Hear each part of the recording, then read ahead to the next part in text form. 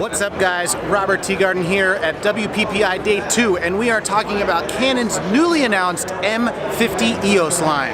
Let's see what they have to offer. Smaller form factor mirrorless cameras have been all the rage lately, and every major manufacturer has been giving their product offerings across the board. Sony has the RX100, the A6500, and of course the A7 lines. Panasonic has their GH5 and GH5S, but the obvious laggard in this space has been Canon. Sure, they've got the GH7, but there were obvious omissions to this particular type of camera. There's no articulating screen, there's limited frame rates, and most notably there's no 4K in most of these cameras for Canon.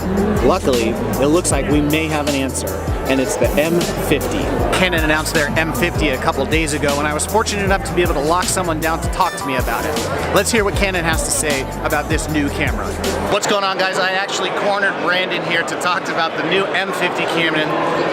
We're really excited about this thing, Brandon. I want you to tell us, first and foremost, who's the target demographic for this camera, and why is it so important for them? Absolutely.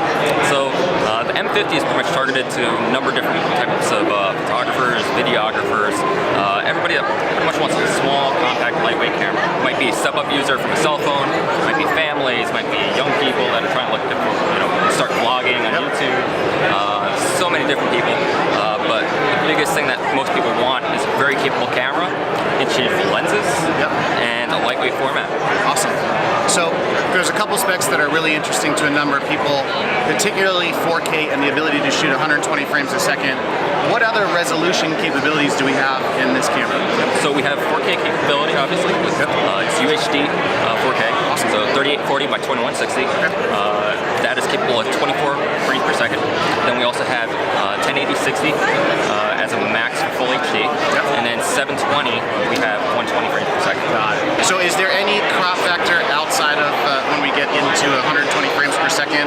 In 4K, you'll get roughly a 1.67 type crop applied. And it's pretty much that we're taking the 3840 from mirrorless sensor.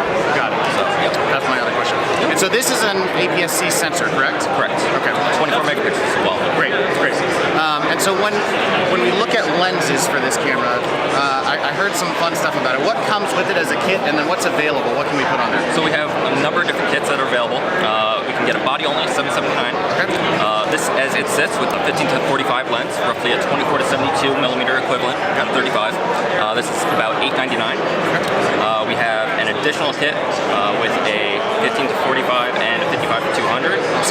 That would be $1249. And then we also have, for those vloggers, for those people that want to go and actually do some video, we have a video creator kit that would pretty much be the body only 15-45, Rode shotgun mic up on top, and an SD card for $999. Awesome. And I heard rumblings that you can actually mount an L series lens on this body too. Is that possible? So we have an EFM adapter, and that will allow you to bolt on any of your EFS lenses we've manufactured since 1987. Wow, that's great. So I can be rolling around with the full 70 to 200 on this tiny little body and look completely obscene, but it'll function properly, which is great. So you mentioned the ability to plug in a mic for this thing, so we can get a lot of kind of self-POV. Is there a headphone jack as well? There's a microphone jack right there. Okay. There's no headphone jack. Okay. You have the hot shoe up on top. You have a nice electronic viewfinder for when you're shooting outdoors. Yep. You have a wonderful vari-angle screen as well. There it is. So when you want to go and be selfieing, you can do it. If you want to do some filming, if you want to vlog, you have some really great performance out of this. A lot of options. So in regards to the screen, I'm assuming the sensor is 45 cross-type autofocus. Is that correct? No. So on this particular model, depending on what lens you have attached, you'll find that it's got a 99-point autofocus system. Great. And if you have certain lenses, your 150 millimeter extended length lens, 55 to 200, you'll actually get 143 points. Wow. So what we've done is we've actually changed it so that certain lenses are capable of what we call autofocus area expansion, and you'll pretty much get an 88% wide autofocus area, and then 100% vertically. Wow. So that's great. And I know that's the big issue for a lot of people is that the autofocus is fantastic, but we don't have full screen reach. So it's nice to see not only if we expanded those, but you get a lot of reach. So in addition to that, I'm going to try to show the camera. As you're shooting, it'll also have eye detection autofocus. So if you notice right there, it's grabbing eyes. If I want to go and change, I can do it as well.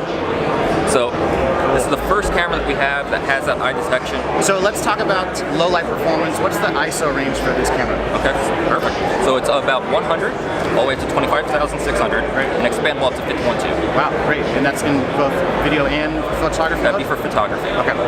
What's the limit on video range? I believe it was 6,400. Okay. And it's going to depend on what your format you're recording in, whether you're in 4K or whether you're in HD. Got it. So you will have a little bit higher tolerance in full HD. Got it. Great.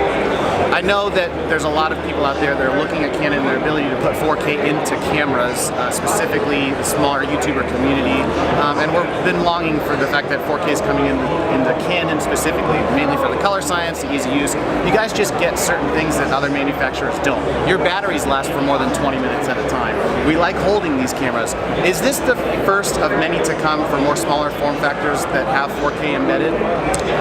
I really hope so. Yes. Personally, I don't have that much information to tell you on that. But what I can tell you is that we're always looking to deliver the best possible solution to our customers, making things a lot more friendly, easier to use, and especially that YouTube community, you know, the bloggers that are out there.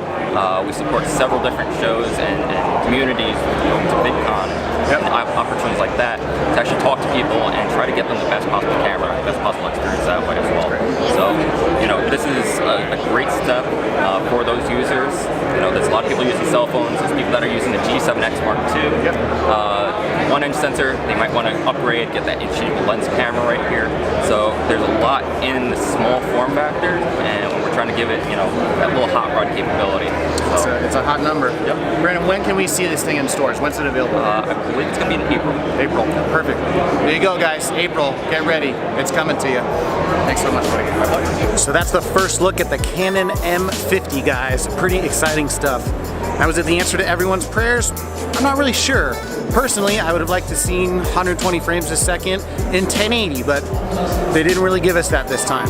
Hopefully we can see it in maybe future models of this thing. But the ability to get Canon's color science in a small form factor camera, and the ability to also attach any lens I want to this camera makes it a pretty welcome addition to their lineup. All right, guys, that's all I have to say about the Canon M50. If you like this video, please give it a thumbs up and maybe consider sharing it with anybody that has a camera or is into video.